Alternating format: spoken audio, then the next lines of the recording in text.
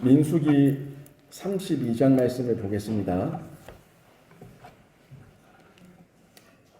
구약 성경 250면 정도에 있습니다. 민수기 32장 1절부터 5절까지 말씀을 함께 교독하겠습니다.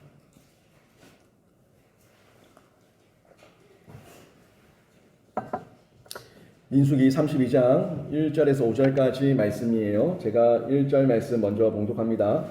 르우벤 자손과 갓 자손은 심이 많은 가축대를 가졌더라. 그들이 야셀 땅과 길르앗 땅을 본즉 그곳은 목축할 만한 장소인지라.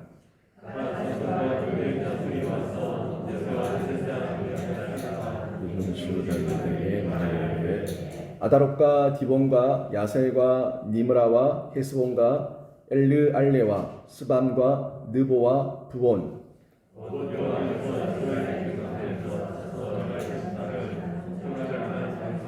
당신의 종들에게 가셨습니다. 또 이르되 우리가 만일 당신에게 은혜를 입었으면 이 땅을 당신의 종들에게 그들의 소유로 주시고 우리에게 요단강을 건너지 않게 하소서. 아멘.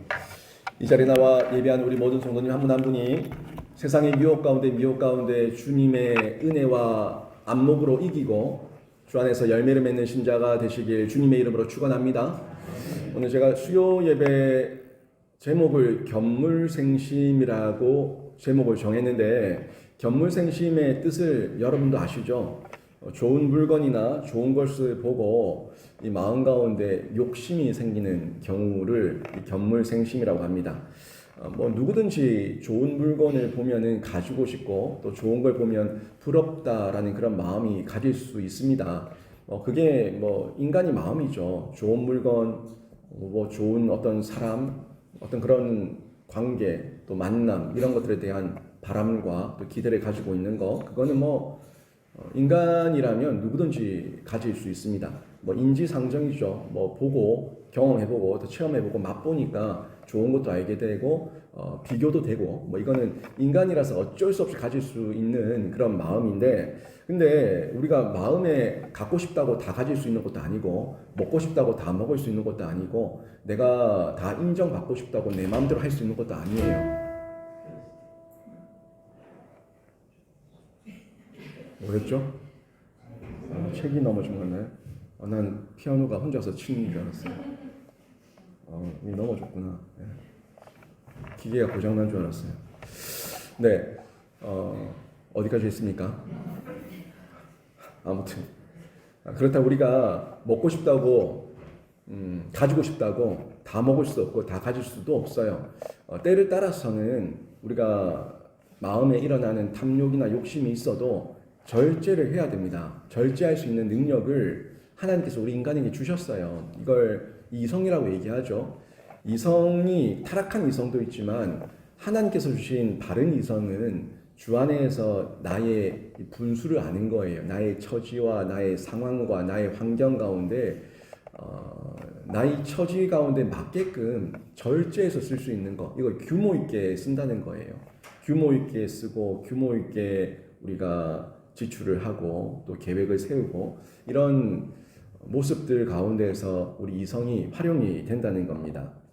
근데 이게 절제가 안 될 때가 있습니다. 절제가 안 되는 거는 욕심이 과할 때죠. 나의 이성이라고 하는 통제 능력보다 내 본능적인 욕심이 먼저 앞서게 되면, 더 커지게 되면은 이성이 마비가 됩니다. 이성이 마비가 되고 하지 말아야 될 행동과 하지 말아야 될 이런 말과 또 극단적인 생각과 행동과 표현까지 하게 되는 이런 어리석은 짓을 하게 된다는 겁니다. 아무리 욕심이 나더라도 자신의 물건이 아니거나 자신의 상황에 맞지 않으면 포기하고 또 내려놓고 기다리고 미루고 지나칠 수 있어야 되는 거, 이게 우리 사람의 바른 이성의 모습입니다. 결국에는 이 견물생심이라는 거는 뭐겠습니까? 욕심을 경계하란 말이죠. 우리가 보고 나면은, 물건을 보고 나면은 이 마음에서 일어나는 그런 생각의 변화들이 일어날 수 있으니까 이런 것들을 두루두루 경계하라는 말인데, 무슨 일이든지 지나치면 모자란만 못하다는 거예요. 아무리 맛있는 음식이라도 너무 많이 먹으면 안 되고 아무리 뭐 사람이 좋다고 하더라도 너무 지나치게 그 사람에게 좋아하는 표현을 해버리면 그것도 안 되고 절제할 수 있어야 되죠. 아무리 뭐 내 자녀라고 내가 너무 귀엽다고 내가 예쁘다고 내 자녀를 내 마음대로 할 수 있습니까? 언젠가는 독립시켜야 되고 또 부모와 자녀 간의 거리가 있으니까 그 거리를 적절히 유지를 해야죠. 이런 어떤 상황에 맞게끔 또 때에 맞게끔 행동하는 것 우리 모두에게 필요합니다. 너무 지나치면 과유불급이에요. 지나침만 모자람만 못하는 이런 과유불급의 모습이 나타날 수 있습니다. 하나님께서는요 이 요단강을 건너기 전에 이스라엘에게 많은 복을 주셨거든요. 많은 복을 주셨는데 이스라엘이 진짜 본질의 복은 가나안 땅으로 들어가야지 있어요. 가나안 땅에 들어가면 거기서 하나님께서 실제로 주시고자 하셨던 그 가나안에서의 하나님의 본질적인 복이 있는데 이스라엘 지파 가운데서 몇몇 지파가 견물생심이라고 요단 서편으로 들어가기 전에 요단강을 건너기 전에 요단 동쪽 땅을 보고 거기서 마음이 뺏겨버립니다. 이 견물생심 이런 욕심이 탐욕이 자기 마음 가운데서 일어난 거예요. 지금까지 하나님께서 해오셨던 이 역사와 기적만 봐도 우리 하나님께서 앞으로 어떤 일을 행하실지 상당히 기대가 되는데 그 하나님의 복을 만끽해 보지는 못하고 이 손가락에 찍어서 맛만 조금 보고는 그 맛에 그냥 만족해 버린 거예요. 그 맛에 마음이 뺏겨 버린 거예요. 그 맛에 진짜 본질의 복을 잊어버린 거예요. 하나님께서 어떤 언약을 하셨는지, 이 가나안 땅에 어떤 일이 우리에게 기다리고 있는지, 이 본질적인 복을 잊어버리고 마음 뺏겨버리니까 이 공동체 가운데 분열을 일으키고 또 공동체 가운데 좋지 못한 해를 끼치는 이런 상황이 벌어지게 된 겁니다. 그 내용이 오늘 민수기 32장 가운데 쭉 나오는 내용인데 하나님께서 이미 이 광야를 지나서 요단 서쪽, 동쪽 그쪽을 따라서 모압을 지나고 이 에돔을 지나고 쭉 올라오는 그 길 가운데에서 은혜를 많이 주셨어요. 전쟁마다 이기게 하시는 승리의 복, 승전의 복을 주셨는데 우리 민수기 내용을 읽어보신 분들 아시겠지만 아모리 왕 시온과의 전투에서 이기고 바산 왕 옥과의 전투에서 이기고 모압 왕 발락과의 전투에서 이기고 또 미디안 연합군과의 전투에서 이기고 이 여러 가지 어떤 전쟁과 공격 가운데서 하나하나 다 이기면서 승리하면서 이 요단 서쪽, 요단 동쪽, 요단강 들어가기 전까지 가나안 땅 들어가기 바로 직전까지 오게 된 거예요. 왔는데 이 내용을 보니까 앞부분에서도 그래요. 31장에 보면요.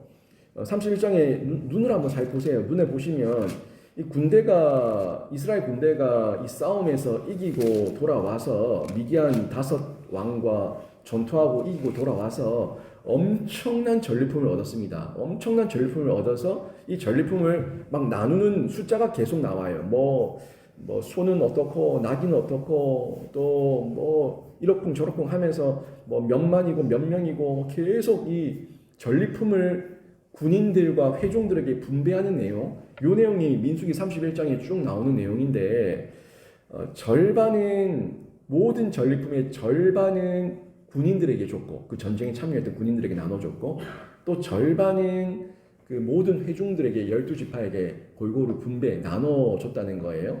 그리고 나서 오늘 32장 1절로 딱 넘어오는데 1절에 보니까 어떤 이유인지는 잘 모르겠어요. 근데 르우벤 자손과 갓 자손이 군인이 많이 참여했는지 군인들이 많이 참여했는지 모르겠는데 아무튼 르우벤 자손과 갓 자손이 심히 많은 가축대를 가졌다고 얘기하고 있습니다. 그러니까 이 분배를 통해서 많은 가축의 부를 맛보게 된 거예요. 근데 이 맛보기는 어떻게 보면 이 가나안 땅에 들어가서 받을 복에 비하면은 그냥 진짜 손가락으로 찍어 먹는 맛보기거든요. 이 맛보기인데 이 르우벤 지파와 이 갓 지파가 자기들에게 주어진 이 가축대가 많음을 보고 마음이 교만해집니다. 그리고 지금 요단강을 건너가기 전이에요. 가나안 땅 들어가기 전인데 이 동쪽 땅을 보니까 요단 동쪽 땅을 보니까 그쪽 땅이 또 그럴듯하게 좋아 보이는 거예요. 그래서 여기서 견물생심이 생겨서 이 야세 땅과 길르앗 땅을 보고 이 땅을 달라고 요청하게 되는 겁니다. 그 내용이 지금 1절 말씀이죠. 한번 보세요. 르우벤 자손과 갓 자손은 심이 많은 가축대를 가졌더라. 그들이 야셀 땅과 길르앗 땅을 본즉 그곳은 목축할 만한 장소인지라. 그래서 2절에 모세와 엘르아살과 또 그 지휘관들에게 가서 이 땅을 우리에게 주세요라고 말하고 있는 이런 내용으로 지금 전개가 되고 있는 거예요. 근데 이 2절부터 5절까지 내용을 쭉 보게 되면은 이 사람들이 구체적으로 모세에게 우리가 왜 이 동쪽 땅을 받아야 되는지 거기에 대한 설명을 하고 있는데 사실 설득력이 없어요. 설득력이 없어요. 여러분이 2절부터 5절까지 내용, 이 갓 자손과 르우벤 자손이 우리가 왜 이 동쪽 땅을 받아야 되는지에 대해서 지금 설명하고 있는데 모세는 그 민족의 영도자, 엘르아살은 제사장. 그러니까 이 사람들에게 지금 우리는 이런 이유 때문에 이 땅을 우리가 받아야 되는데 설명하는데 설득력이 없다는 거예요. 왜 설득력이 없냐고 얘기하면요. 요단 동쪽 땅이 정말 자기들이 가축 때문에 지금 땅이 필요하다면 아니 요단 동쪽 땅을 달라고 할 게 아니라 자기들은 짐 싸서 다시 고센 땅으로 돌아가야 돼요. 고센 땅만큼 이집트의 애굽의 그 고센 땅만큼 이 목축을 하기에 좋은 땅이 없어요. 근데 거기서 나와가지고 지금 하나님께서 이 요단 서쪽에 가나안 땅에 들여보내려고 그 40년 동안 광야를 돌면서 그 고생을 하고 이제 그 강만 들어가면 건너가면은 가나안 땅, 그 꿈에 그리던 우리 부모 세대가 꿈에 그리던 그 가나안 땅인데 이제 와가지고 핑계를 대는 게 뭐예요? 우리는 이 동쪽 땅이 좋으니까 이 동쪽 땅을 주세요 라고 얘기를 하고 있다는 겁니다. 이들에게 언약된 땅은 동쪽 땅이 아니에요. 이들에게 언약된 땅은 요단 서쪽 땅이에요. 가나안 땅이에요. 근데 이 르우벤과 갓 지파는 지금 당장 자기들 안에 있는 이 소와 양떼의 가축과 눈앞에 보이고 있는 이 동쪽 땅, 여기에 마음이 뺏겨서 한 치 앞도 보지를 못하는 거죠. 여러분, 이 모습이 이 시대를 살아가고 있는 많은 그리스도인들의 모습이에요. 우리가 영적 안목을 가집니다. 영적 시각을 가집니다. 늘 그렇게 말은 하고 있고 알고는 있는데 영적 시각으로 보지를 못하는 거예요. 진짜 우리 눈에 보이는 거는, 내 귀에 들리는 거는 세상 소리가 들리고 세상 모습밖에 안 보이니까 이 가운데서 자꾸 견물생심 이 육적 견물생심에 빠져서 진짜 하나님의 그 아름다운 거룩한 영적인 복을 보지 못하고 영적인 땅을 보지 못하고 거기에 들어가지 않으려고 하는, 여기가 좋사오니 여기에 초막셋을 짓고 여기에 살겠습니다 라고 말하는 그 예수님의 제자들처럼 그냥 여기에 안주하며 살려고 하는 경우가 너무 많이 있다는 거예요. 한때는 하나님의 언약을 받아서 감사했지만 복에 대해 가지고 약간의 맛을 보고 나니까 안주해버리는 거예요. 아니 진짜 복은 시작도 안 됐는데 그 약간의 맛보고 교만해지는 사람들이 너무 많거든요. 약간의 성령의 은사를 체험하고 교만해지는 사람들, 약간의 육체의 건강의 그 복을 맛보고 교만해지는 사람들, 약간의 물질의 복을 맛보고 금방 교만해지는 사람들, 별 사람들이 다 있어요. 그렇게 순간적인 이 약간의 손가락으로 찍어 먹는 그 정도의 맛배기, 이 맛보기에 그냥 안주해버리며 살아가는 사람들이 너무 많고, 또 거기에 안주해버리면은 결국 하나님께서 주신 사명도, 비전도, 열정도, 끈기도 다 잊어버리고 그냥 이 자리에서 무사안일의 삶을 살려고 게으름을 부릴 때가 많이 있다는 거예요. 이거는 사실 성도들만이 아니라 목회자도 마찬가지예요. 목회자들도 그냥 그 자리에 안주하려고 하는 목사들이 굉장히 많은 걸 저도 보거든요. 나이가 들었다, 우리 교회는 안 된다, 이런저런 이유와 핑계와 변명을 대면서 정말 받았던 그 초심, 사명 이런 부분 잊어버리고 무사한 일이죠. 철밥통이잖아요. 만 70세까지 정년 보장되니까 목사들, 위임 목사들 철밥통처럼 그냥 버티고 앉아 있는 거예요. 이런 목사들의 모습도 마찬가지입니다. 게으르고 악한 거예요. 정말 하나님께서 주셨던 언약과 비전과 사명 가운데서 나에게 주신 그 역량과 힘과 또 비전이 있다면 그 가운데 죽을 때까지 내가 그 자리에서 물러날 때까지 하나님 앞에서 최선을 다해서 내가 건강이 허락되는 대로, 상황이 허락되는 대로, 할 수 있는 대로 최선을 다해서 그 사역하는 삶, 이런 삶이 하나님께서 보실 때 착하고 충성된 종이에요. 근데 목회자는 목회자들대로 또 퍼져버리고, 성도들은 성도들도 또 퍼져버리고, 이런 모습이 돼버리면 결국에 한국 교회는 힘을 잃어버립니다. 한국 교회는 선교한국의 사명 감당하지 못합니다. 그냥 우리끼리 좋은 동아리처럼, 계모임처럼 그냥 그렇게 교회가 쇠퇴할 수밖에 없게 되는 거죠. 결국에 정말 잘 돌아봐야 돼요. 내가 혹시 이 르우벤과 갓 자손처럼 나도 이 땅에서 하나님께서 주신 그 복을 손가락에 찍어서 살짝 맛보고 여기에 빠져서 견물생심에 빠지고 무사 안일에 빠져서 여기가 좋사오니 하고 그냥 게으르게 있지는 않는지 우리가 정말 잘 점검해 봐야 됩니다. 이거는요, 왜 중요하냐면요, 나만 망치는 게 아니에요. 나만 망치는 게 아니라 내가 속해 있는 가정을 망치고요, 내가 속해 있는 교회를 망치고요, 내가 속해 있는 국가와 공동체까지 크게 망칠 수가 있습니다. 한번 생각해 보세요. 여러분, 정말 한번 생각해 보세요. 부모가 자녀에게 신앙교육을 포기해 버렸어요. 뭐 될 대로 되겠지, 알아서 되겠지. 부모가 그래 버리면 그 아이들에게 그 열매는 그대로 흘러가는 겁니다. 목사가 교회에서 성도들을 깨우고 양육, 교육, 훈련하는 걸 제가 무사한 일에 빠져서 포기했다고 생각해 보세요. 누가 다 피해를 봅니까? 우리 성도들이 다 피해를 봅니다. 대통령이 임기 5년 그것만 치르고 끝나고 나는 명예 얻고 나가면 그만이다 라고 아무 일도 안 하고 그냥 철밥통처럼 앉아있으면 그 피해가 누구한테 다 갑니까? 국민한테 다 가는 거예요. 결국 하나님께서 주신 정체성과 사명이 있다는 것은 굉장히 중요한 역할이고 중요한 부분인데, 이 부분을 잊어버릴 때에 우리가 나만 피해를 입는 게 아니라 가정, 교회 공동체, 국가까지 좀 더 넓게 보면은 점점 더 이 피해를 보는 대상들이 많아진다는 걸 확인해 볼 수가 있는 겁니다. 그래서 지금 이 르우벤과 갓 자손의 이런 요구는 상당히 나쁜 거예요. 자기들은 양떼와 양떼와 가축을 많이 받아서 지금 만족해요. 자기들 입장에서.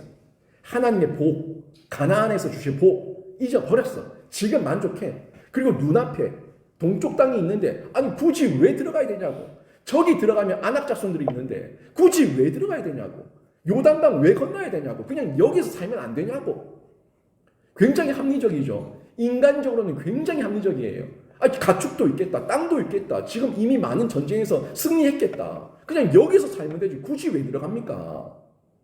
굉장히 합리적인 것 같은데 그 합리적인 그 인간의 말이 귀가 얇아져서 우리가 속아버리면 하나님의 진짜 본질적인 복을 잊어버리는 거고 우리 모두 다 무너지는 거예요. 넘어지는 거예요. 나중에는 지금 괜찮다 얘기하지만 나중에는 결국에 어떻게 되냐? 먹힙니다. 세상에게 먹힙니다. 교회가 정신 놓쳐버리면 세상에게 먹히고 우리 나라가 정신 놓쳐버리면 세계의 열강 가운데 먹힙니다. 결국 먹힌다고요. 안주하면 안 돼요. 안주하면 안 되고 주신 목적이 있고 방향이 있고 사명이 있으면 정체성이 있으면 끝까지 지키기 위해서 자신에게 주어진 사명 거기 그 길을 끝까지 놓치지 말고 최선을 다해서 달려가는 길. 그게 우리 그리스도인들의 모습이에요. 제가 불꽃처럼 삽시다라고 말을 여러 번 했는데 불꽃처럼 살다가 사라지더라도 불꽃처럼 살았을 때 그 불꽃이 모여서 불기둥이 되고 불이 되고 우리 다음 세대에게 그 불을 또 전달해 줄 수가 있는 거예요. 여기가 좋사오니 이만하면 됐다. 이렇게 안주하는 그 순간부터 가정도 교회도 나라도 이제 쇠퇴의 길을 걷게 될 수밖에 없습니다. 6절에서 15절까지 오늘 읽진 않았지만 이 내용을 한번 쭉 보시면요. 이 르우벤 지파와 갓 지파의 요구에 대해 가지고 모세가 상당히 질타를 합니다. 아주 화가 났어요, 모세가. 모세가 화가 아주 많이 나서 상당히 이 르우벤 지파와 갓 자손을 심하게 꾸짖는 내용이 오늘 6절부터 15절 우리 읽었던 본문 뒤에 쭉 나오는 걸 볼 수가 있는데 지금 결국에 이 말은 12지파 중에서 2지파 반이었죠. 정확하게 얘기하면 르우벤, 갓, 므낫세 반. 이 2지파 반이 탈락을 하거든요. 탈락을 하게 되는데 이렇게 돼버리면 12지파라고 하는 이스라엘 연합 공동체가 와해되는 거예요. 분열이 일어나는 거예요. 자기들은 여기가 좋사온이라 얘기하고 있지만 자기 입장에서는 이기적으로 말할 수 있겠지만 크게 보면은 이스라엘 공동체 전체로 봤을 때는 분열을 일으키는 이 파벌을 만드는 거예요. 편을 나누는 거예요. 결국 우리는 가나안 정복에 들어가지 않을 테니까 너희들끼리 싸워라 이 얘기입니다. 자기들은 하나님의 은혜로 12지파가 다 함께하는 중에 이 동쪽 땅을 얻었는데 이 땅은 우리가 꼴깍해버리고 나머지 10지파 반 너희만 가가지고 싸우든가 말든가 알아서 해라. 9지파 반 너희만 가서 어떤지 말든지 해라 라고 얘기하는 거 똑같은 거죠. 그래서 모세가 너희들의 말이 지금 이스라엘 자손들에게 어떤 영향을 미치는 줄 아냐? 너희들의 말이 이스라엘 민족을 낙심케 한다. 너희들의 말이 하나님의 계획 전체를 비토록 할 만큼 아주 심각한 죄악을 행하고 있는 것이다 라고 말하며 심하게 질타를 합니다. 6절 말씀 한번 보세요.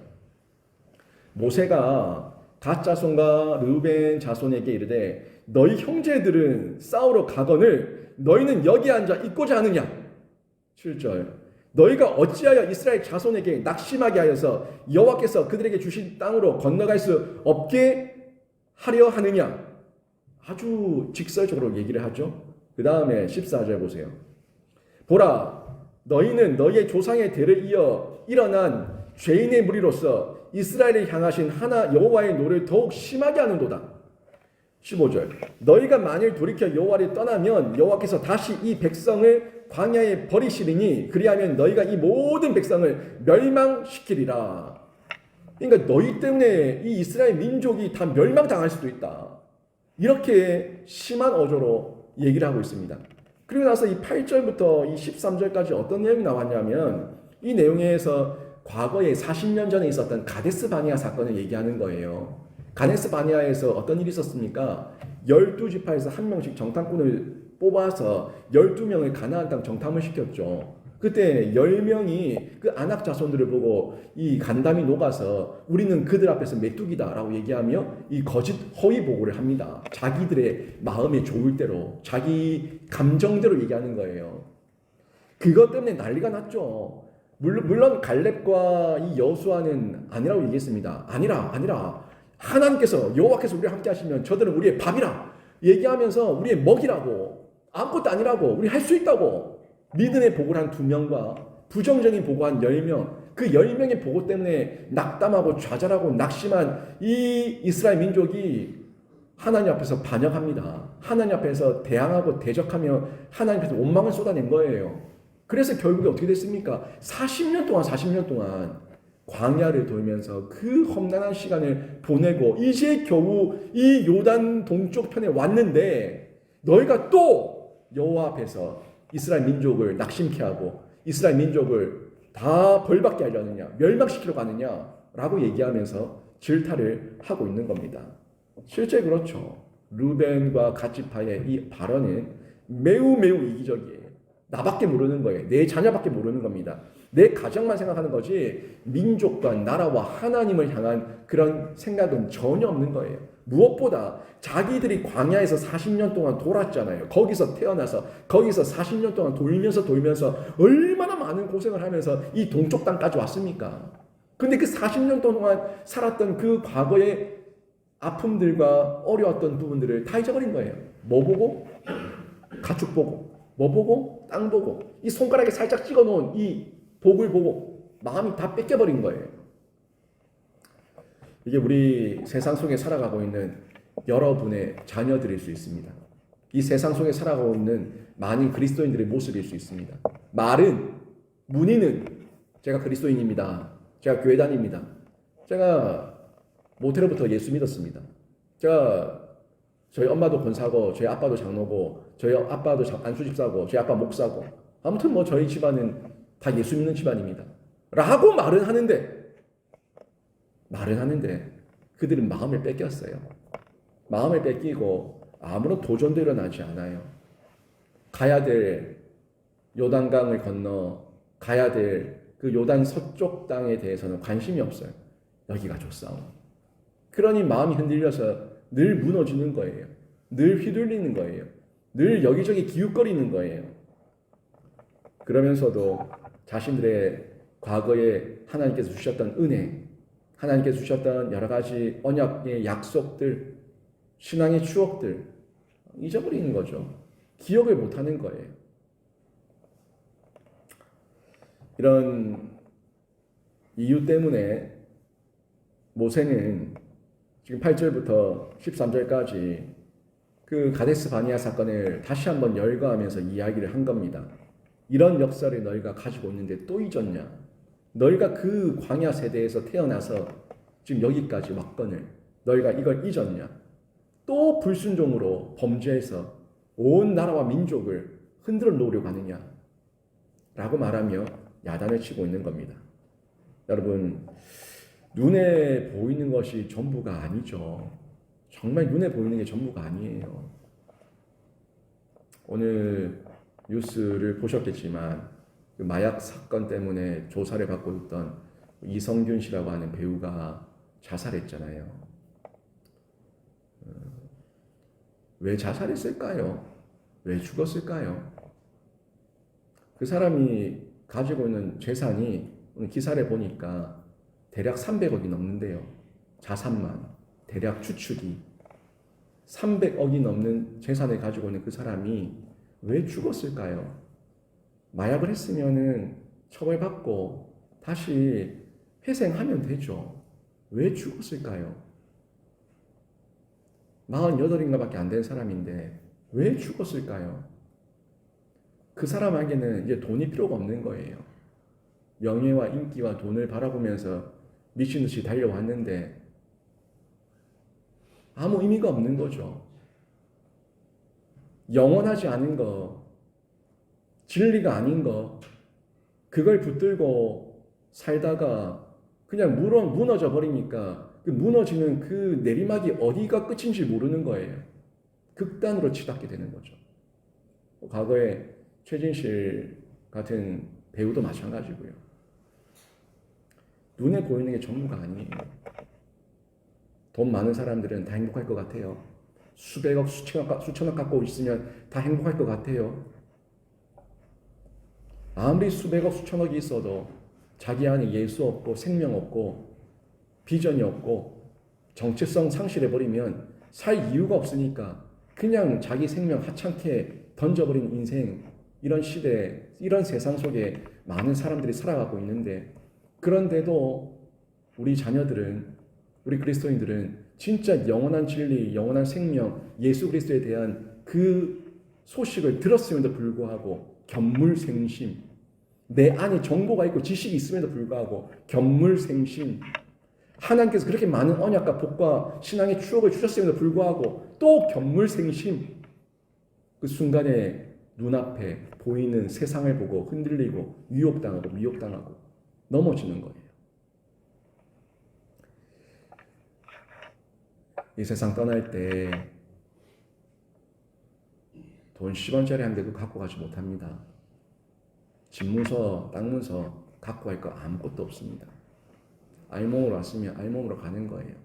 이 땅 사는 중에 있어도 없어도, 있어서 행복하고 없어서 불행한 게 아니라 있냐 없냐, 뭐가 있냐 없냐, 나 안에 예수가 있냐 없냐, 나 안에 돈이 있냐 없냐, 내가 어디에 기준을 두고 어디에 가치를 두고 있냐에 따라서 행복해질 수도 있고 불행해질 수도 있는 거예요. 예수 생명이면 됩니다. 예수 안에 있으면 됩니다. 예수께서 나에게 은혜 주시고 복 주셔서 여기까지 살게 하셨는데 앞으로도 살게 하실 줄 믿습니다 라는 그 믿음 가지고 있으면요, 아무리 세상에 풍파가 와도 배고플 때 있죠. 힘들 때 있죠. 있지만 죽진 않아요. 죽진 않아요. 이 대한민국 배고파서 죽기가 더 힘든 나라가 대한민국이에요. 근데 죽겠다고 말하는 건 상황이 아니라 내 마음이죠. 내 마음이 죽겠다 하니까 죽겠는 거예요. 기쁨이 없는 거예요. 그리고 그 기쁨을 자꾸 가축이면 되려나, 땅이면 되려나, 돈이면 되려나, 부동산이면 되려나, 그런 거에 매여서 허덕허덕거리면서 살아가는데 다 견물생심, 진짜 손에 찍어놓은 그 순간 복, 잠깐의 복, 거기에 다 눈멀어서 영원한 복이 있는 가나안에 들어가지 않으려고 하는 르우벤 지파와 갓 지파의 모습이라는 겁니다. 지금은 견물생심의 죄악을 경계하고 자신의 삶을 경성하는 지혜와 용기가 필요한 때입니다. 우리 아이들의 마음이 그렇게 빼앗기고 있고요. 부모들도 세상 것에 눈이 커지고 귀가 커져서 마음이 뺏길 때가 너무 많습니다. 정신 바짝 차려야 됩니다. 정말 정신 바짝 차리지 않으면 부모들도 떠내려가고 우리 다음 세대 아이들도 다 떠내려갑니다. 정말 큰일입니다. 오늘 기도할 때에 영유치부를 위해서 특별히 제가 기도를 했는데 저희 아내가 영유치부를 또 담당하고 있으니까 마음도 더 쓰이고 또 실제로 영유치부가 우리 교회에 계속 아이들이 있어야지, 그래야지 미래가 있는 거죠. 뭐 청년부에 좀 더 있다 많다 뭐 중고등부 어떻다 저떻다 말하기 전에 밑에서부터 계속 잘 키워나가는 그런 아이들이 있어야 돼요. 그렇게 아이들의 소리가 계속 터져 나오는 교회, 시끄러운 교회가 건강한 교회고 미래가 있는 교회예요. 2024년도에 우리 영유치부 아이들 많이 전도해야 될 그런 숙제가 있어요. 과제가 기도를 많이 해야 되는데, 근데 뭐 출산율이 적어지고 떨어진 것도 마찬가지, 뭐 똑같은 어려움 이유 중에 하나긴 한데, 그것보다 부모들이 다들 마음이 뺏겨 있죠. 아이들을 어떻게 키워야 될지, 아이들을 어떤 신앙적 가치와 교육을 가지고 방향을 가지고 키워야 될지 관심 자체가 없어요.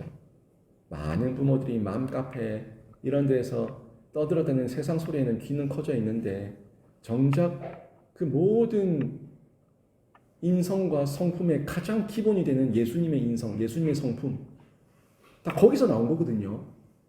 근데 거기 본질이죠, 본질, 근원이죠, 근원. 거기에는 관심이 없다는 거예요. 세상에서 뭐 인품, 뭐 성품, 뭐 별별 얘기로 다 얘기를 하고 포장을 하고 있지만 진짜 우리 아이들에게 가르치고 심겨줘야 될 그 내적 심령은 예수 그리스도의 그 모습이에요. 그 모습. 그 모습을 저희가 가르쳐주고 보여주고 전수해줘야지만 우리 아이들이 그 마음을 끝까지 지키면서 바른 다음 세대로 커나갈 수가 있는데 우리 아이들도 쉽지 않아요. 너무 미디어의 마음이 다 뺏겨버렸어요. 저도 저희 애와 실험합니다. 미디어 때문에. 저도 실험합니다. 여러분은 어떻게 하고 계십니까? 여러분 자녀들과 어떻게 하고 계십니까? 손자, 손녀들하고. 너무 뺏겨버렸어요. 관심이 없어요. 이제는 하나님 앞에서. 사람에 대해서도. 사람이라고 하는 이 영혼, 영과 영 아닙니까? 사람. 사람과 사람의 관계에 대해서 관심이 없어요. 기계에만 몰입하고 있어요. 기계음의 소리가 커졌어요. 귀가 띄어요. 사람이 말하는 소리는 안 들리는데 기계음은 들리는 거예요. 심각한 문제입니다. 여러 모양에서 저희가 많이 고민하고 나는 어떤 견물생심을 가지고 있고 내 아이들 다음 세대는 어떤 견물생심으로 마음이 뺏기고 있는지 우리가 정말 세대별로 확인하고 점검하고 경각심을 가져야 될 때입니다. 눈에 보이지 않는 하나님, 눈에 보이는 세상, 여기서의 갈등이에요. 분명히 있는데 눈에 보이지 않는 하나님, 분명히 잠깐인데 눈에 보이는 세상. 잠깐을 선택할 것이냐, 영원한 걸 선택할 것이냐. 눈에 보이진 않는데 영원한데 눈에 보이는 잠깐이 더 견물생심이라서 여기 마음 뺏겨버리니까 부모도 방향 잡고 있다가도 또 헷갈려버리고 믿는 부모들도 방향 잡고 있고 알고 있는데 마음 뺏겨버리고 설득당해버리고 또 무너져 버리니까 계속해서 갈등이 일어나고 있는 거죠. 오늘 본문도 결국 그 갈등입니다. 눈에 보이지 않는 가나안 땅, 요단강에 건너가야 되니까. 아낙 자손이 있으니까. 가서 싸워야 되니까. 눈에 보이지 않는 가나안 땅, 눈에 보이는 요단 동쪽 땅. 굳이 가야 됩니까? 여기 지금 내 눈에 땅이 보이는데 얼마나 큰 갈등이겠습니까? 그러다 보니 어려움을 피하고 두려움을 피하고 움츠러들고 그냥 나 좋을 대로, 나 하고 싶은 대로 이렇게 타협하며 살아가려 할 때가 너무 많이 있다는 거죠. 르우벤 지파와 갓 지파와 므낫세 반 지파, 우리들의 모습입니다. 이 시대를 살아가고 있는 예수 믿는 그리스도인이라고 하지만 마음 흔들리고 있는 이 시대의 많은 성도들의 자아상인데, 우리가 이런 현실에 안주하려는 나약한 모습을 철저히 발견해서 버리고 여러분은 하나님의 말씀 언약을 더욱더 붙들어서 오늘 모세가 야단치는 이 책망이 여러분에게도 동일한 메시지인 줄 믿으시고, 내가 무너지면 가정 무너진다, 내가 무너지면 교회 무너진다, 내가 무너지면 나라와 민족 무너진다 하는 그 믿음과 확신과 나의 이 신분, 정체성 가지시고 여러분 이기는 신자가 되시고 끝까지 표대에 정확하게 붙들고 한 길 걸어가시는 신자 되시길 주님의 이름으로 축원합니다. 나 하나쯤이야, 나 하나쯤이야, 이런 생각 가지게 되면 그냥 무너지는 거예요. 세상에 많고 많은 목회자 있는데 나 하나쯤이야 하면 영신교회 무너지는 거예요. 여러분이 세상에 많고 많은 가정들이 있는데 나 하나쯤이야 해버리면 여러분 가정 무너지는 거예요. 자녀들이 나이가 들었든 나이가 어리든 부모는 부모입니다. 주님 부르심 받을 때까지 두 눈 부릅뜨고 옳은 길, 아닌 길, 진리 앞에 바로 서서 여러분은 가르쳐야 됩니다. 모세가 이 갓 지파와 르우벤 지파를 향해서 호통치는 것처럼 아니면 아니라고 과거를 회상하며 가르쳐야 된다고요. 가르치지 않고 책망하지 않고 알려주지 않으면 그냥 다 무너지는 겁니다. 내버려두면, 그 이기적인 생각 내버려두면 나를 파괴하고 가정과 공동체를 파괴한다는 거, 제가 경각심을 가지고 오늘 내용 확인하고 점검해야 됩니다. 여러분, 가장 중요한 건 하나님과의 관계입니다. 하나님과의 관계가 바르면 가나안의 영광이 보입니다. 르우벤 갓 자손은 하나님과의 관계가 이미 틀어지기 시작한 거예요. 그러니까 내 눈앞에 동쪽 땅은 보이지만 가나안의 영광과 영원한 복은 보지 못하는 거예요. 성도도 마찬가지죠. 하나님과의 관계가 틀어지기 시작하면 내 눈앞에 세상은 보이지만 영원한 하나님 나라는 보지 못하는 거예요. 하나님 관계가 바로 세워져 있으면 믿음의 눈으로 영적 안목과 분별력을 가지고 하나님께서 보게 하시는 요단 서쪽 땅을 볼 수가 있습니다. 고린도후서 4장 18절, 우리가 주목하는 것은 보이는 것이 아니요 보이지 않는 것이니 보이는 것은 잠깐이요 보이지 않는 것은 영원함이니라. 보이는 것에 주목하지 마시고 우리가 주목하는 것은 보이지 않는 것이니 보이는 것은 잠깐이요 보이지 않는 것은 영원함이니라. 견물생심에 빠지지 마시고 여러분은 보이지 않지만 실존하시는 예수 그리스도, 지금 우리와 함께 계신 임마누엘의 성령 하나님, 그리고 다시 오실 예수 그리스도 철저하게 바라보시고 의지하시면서 날마다 믿음의 눈으로 예수 그리스도의 그 생명을 전하는 신자로 살아내시고 또 전하시고 여러분 가족들, 자녀들 붙들어 세워주시고 쓰임받는 생명사역자 되시길 주님의 이름으로 축원합니다. 아멘.